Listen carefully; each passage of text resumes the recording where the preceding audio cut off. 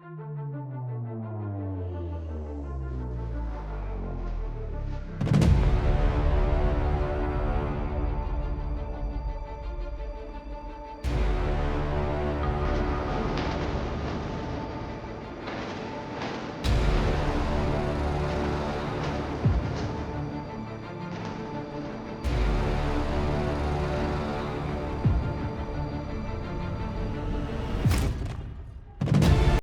Hello guys, જય શ્રી રામ, જય શ્રી કૃષ્ણ, હર હર મહાદેવ. તો આજે આપણે વ્લોગની શરૂઆત કરીએ. આજે છે રવિવાર અને રવિવારના દિવસે આપણે નરેશભાઈના ખેતરમાં છેણા કાઢવાના છે.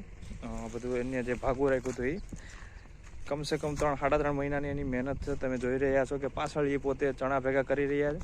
અને હવે આમાં આપણે તમે ચણા આજે બપોર પછી કાઢવાના. એટલા બધા તો કંઈ હતા નહીં, 2 વીઘાના જ હતા, ખાલી 2 વીઘાના હતા. અને આજે રવિવાર બરોબર, તો રવિવારના દિવસે આપણે ચણા કાઢવાના છે, બપોર પછી કાઢવાના છે. તો અત્યારે આપણે વહેલા આવી ગયા હતા અને નરેશભાઈ અમારે બધાય ચણા લુગડામાં ભેગા કરે છે. અને અમે તો ખાલી વિડીયો ઉતારવા જ આવ્યા હતા. થોડો બપોર પછી તો બધા લોકો આવશે ચણા કાઢવા. એટલા બધા કંઈ છે નહીં, એટલે બધું કંઈ બહુ બધું ભારી કામ નથી. કેવું કે ભારી કામ ને અહીંયા કઈનો દાંડો રહી જાય એ ખબર ને આવું કામ કરીને ના એટલે વિડિયો ઉતારવાનો હોય તો તારે કેવું થાય ને કાઈ ને અમારે ખેડૂત વેદ ને તાર તો સમજવી જ ને તારે નીકળે વિડિયો ઉતારવો. અમને ખબર હોય એમાં કેટલા વીએ હોય તો બપોર 11 વાગે ને રાત બપોરના 3 વાગ્યા સુધી ખબર પડે.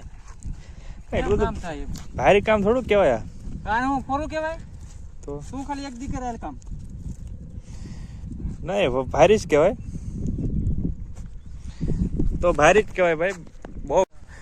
તો હલો ગાઈઝ, અત્યારે આપણે પહોંચી ગયા છે સવારમાં આપણે નરેશભાઈના ખેતરમાં, કે જ્યાં આપણે નરેશભાઈએ એની પોતાની 3-3.5 મહિનાની મહેનત આખી નીચવી નાખેલી છે. એ જગ્યા એટલે કે આપણે ચણા કે જે એની આપણું ભાગવું એટલું રાખેલું હતું. અને આજે રવિવારના દિવસે ચણા આપણે કાઢવાના છે બપોર પછી. આજે છે રવિવાર, ઠીક છે. અને અમારા નરેશભાઈ સવારના આવી ગયા છે વહેલા. તો પહેલાં તો એ બધી ગાહડીઓ ભર લે, તમે જોઈ શકો છો. પછી ગાડી બદલે પછી તારા રૂગડા લઈ આવું, પછી હેડ ગાડી થઈ જાય હાડલા કવર રૂગડા કરી નાખું. બોલો, આપણે તો આપણા ગાભા તો પોતા મારવામાં જ હાલે. આપણા ગાભા તો પોતા મારવામાં જ હાલે છે. જાય જેમ જ કાઢવાનું પોતામાં. હા, બાઈનો હાડલા તો કામમાં આવી જાય. લેબો હોય તો પોતો મારવામાં જ હાલે.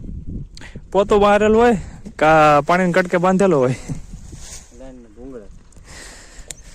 નરેશભાઈ, આપણે અત્યારે કઈ દોરી મારીએ? આમાં થોડો ઝટકો લાગે ખરા? પ્લાસ્ટિકની દોરી આવે કે આમાં?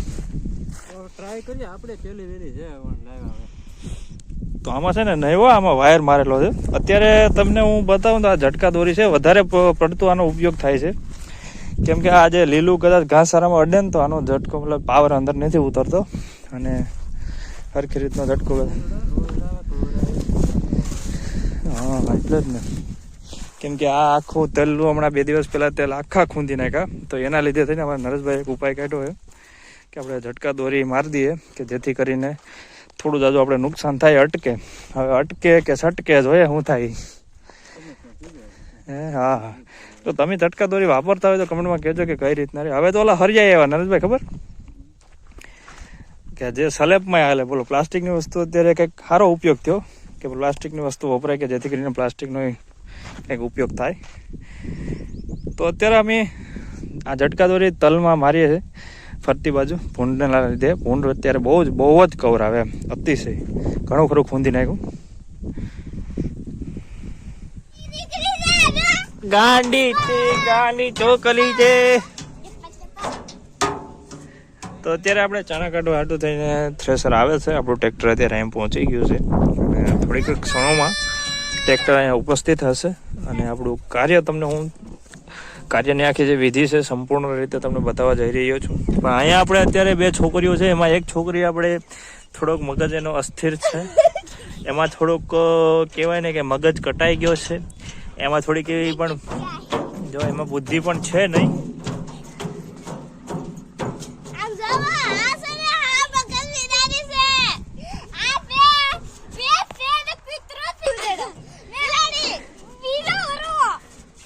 જો ગાંડી છોકરી, જો આ તમે પહેલી છોકરી જે જોઈ રહ્યા છો એકદમ ગાંડી છોકરી છે. તો આપણું થેસર રસ્તેથી અહીંયા આવવા નીકળી ગયું. વિડીયોમાં થોડી વાર બનાવી રહ્યું, તમને બધું ક્લિયર ડિટેલ બતાવું. કેમ કે પ્રોબ્લેમ એ છે કે આપણો જે રસ્તો છે ને એ થોડોક એવો હાકડો છે, જેથી કરીને થેસર થોડુંક મોટું છે. તો પહેલાં તો ત્યાં જાઉં છું. ઓલરેડી થેસર આવી જ ગયું છે. તો અમારા નરેશભાઈ અત્યારે થેસર લઈને આવી રહ્યા છે. આ છે ને આવવાનું તો 4 વાગે, પણ થોડુંક મોડું થઈ ગયું હતું. 5, 5:30 થવા આવ્યો, કારણ કે બીજા ખેતરોમાંથી કામ કરીને આવે એટલે થોડુંક કંઈ ટાઈમિંગના કોઈ રહેતું નથી. ને આ જો ઓલી ગાંડી છે ને, અને મોટી બેન ગાંડી. તો આપણું થેસર આવી ગયું છે. અરે મને ફોન એવો હોય કે જોયું નથી ત્યાં ઉપર જાય એને, એ ફોન આવે જોયું નથી ત્યાં ઉપર જાય. હું તને કઈનો ફોન કરું, ફોન મારો.